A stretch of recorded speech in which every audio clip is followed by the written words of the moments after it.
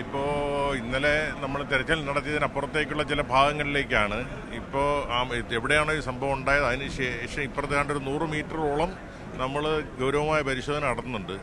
ആ പ്രദേശത്ത് ഇന്നിപ്പോൾ 2 ഭാഗത്തു നിന്നും കിഴക്ക് നിന്നും പടിഞ്ഞാറ് നിന്നും സ്കൂബ ഡൈവേഴ്സ് പോയാണ് പരിശോധിക്കുന്നത്.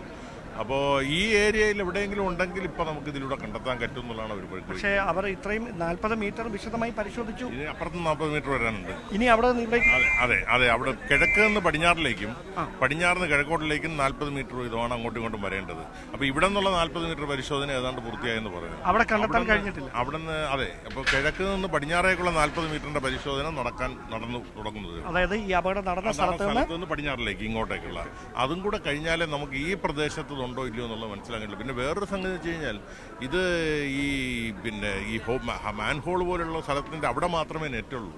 അതിൻ്റെ ഇരുവശങ്ങളും തുറന്നു കിടക്കുകയാണ്.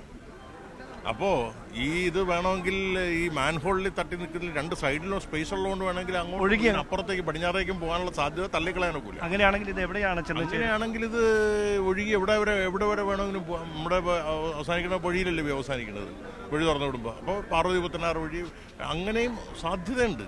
ഇവിടെ ഇല്ലെങ്കിൽ ഇത് ഒഴി അങ്ങോട്ടാണ് പോയതെങ്കിൽ അങ്ങോട്ട് ആമയിഴഞ്ഞാൻ തോട് വഴി അങ്ങോട്ടേക്കായിരിക്കും പോകുന്നതെങ്കിൽ വളരെ ലെങ്തിലേക്കാണ് ഇത് പോകാനിടയുള്ളത്. താങ്കൾ ഈ മണ്ഡലത്തിൻ്റെ ചുമതലയുള്ള MLA കൂടിയാണ്. സ്വാഭാവികമായി ആരോപണങ്ങളും പ്രത്യാരോപണങ്ങളുമുണ്ട്.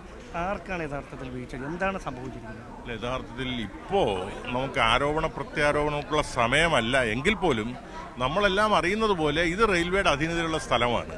ഇവിടെ നഗരസഭയെയോ മറ്റ് ഇറിഗേഷൻ ഡിപ്പാർട്ട്മെന്റിനെയോ പ്രവേശിപ്പിച്ച് ക്ലീൻ ചെയ്യാൻ ഒരിക്കലും ഇവർ അനുവദിക്കാറില്ല.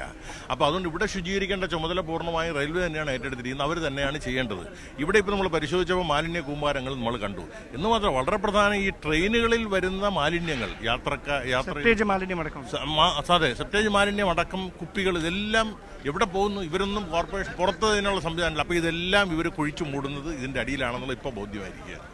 അങ്ങനെയാണെങ്കിൽ ഇതിനൊരു പരിഹാരം അതുകൂടി നമ്മൾ ചർച്ച ചെയ്യണം. ഇത് വളരെ ഗൗരവമായിട്ട് എടുക്കേണ്ടത്. കാരണം വെച്ചാൽ റെയിൽവേയുടെ മാലിന്യം എവിടെ പോകുന്നു എന്നുള്ള അവർ തന്നെ പറയട്ടെ, ഇതെവിടെ പോകുന്നുള്ളത്. അപ്പോൾ ഇപ്പോൾ ബോധ്യമായാലും ഇതിവിടെയാണെന്നുള്ളത്. അതുകൊണ്ടാണ് നമ്മുടെ ഈ പഴവങ്ങാടി അതുപോലെ തന്നെ തമ്പാനൂർ മേഖലകളിൽ എവിടെ എത്രയെല്ലാം ക്ലീൻ ചെയ്താലും വെള്ളം ആമയിഴഞ്ഞം തോട്ടിൽ അങ്ങോട്ട് പോകാത്തതിൻ്റെ കാരണം ഈ റെയിൽവേയുടെ കസ്റ്റഡിയിലുള്ള സ്ഥലത്തെ മാലിന്യം അവർ നീക്കാത്തതുകൊണ്ടാണെന്നുള്ളത് ബോധ്യമായി. പക്ഷേ ഇപ്പം നമ്മുടെ ഒരു ആരോപണം ഉന്നയിക്കുന്നില്ല. ഇപ്പം നമ്മുടെ ലക്ഷ്യം ഇത് കണ്ടെത്തുക എന്നുള്ളതാണ്. എങ്കിലും അത് വരും ദിവസങ്ങളിൽ അത് ഗൗരവമായിട്ട് ചർച്ച ചെയ്യേണ്ട വിഷയമാണ്. വളരെയധികം നന്ദി പ്രതികരിച്ചതിന്.